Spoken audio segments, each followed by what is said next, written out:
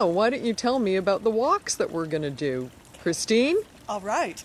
So the healing walks that we're doing arose as a result of traveling about throughout the city of Toronto and recognizing how the old energy patterns, some that go back thousands of years when the whole city of Toronto was actually this great big vibrant forest that was so thick that people could hardly walk between it, existed, and how the energy from thousands and thousands of years ago and the people that had existed here then is affecting how the city is functioning and structured today.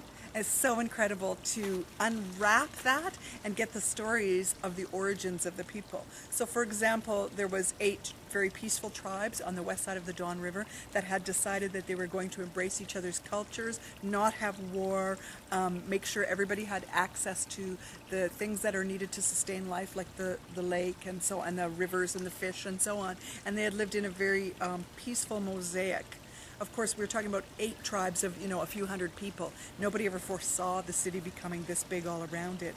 What we want to do with our healing walks is take the work that was begun by those people, which is creating sacred spaces within the city of Toronto where that energy of community and of vibrancy and of this culturally diverse city that is so palpable to me and so readable, and filling that in with teaching people how to bring through source just as those people did and create that vibe in a growing way that encompasses the whole city.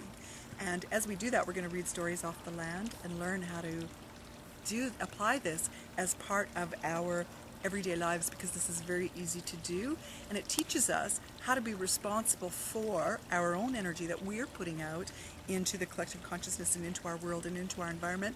But we're also learning how we respond to the energy that others have laid there, sometimes thousands of years before we've stepped on the same spot.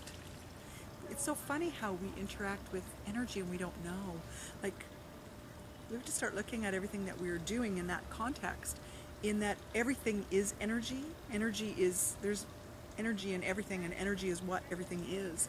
And so our actions are not random in relation to the energy around us or the energy that we contain and how it interacts with the energy around us. We need to pay more attention to that, and we need to pay more attention to being connected to source and just asking to be a vessel that healing and love can come through to change all things, because that's the most profound energy there is to use. It's the only pure energy there is to use.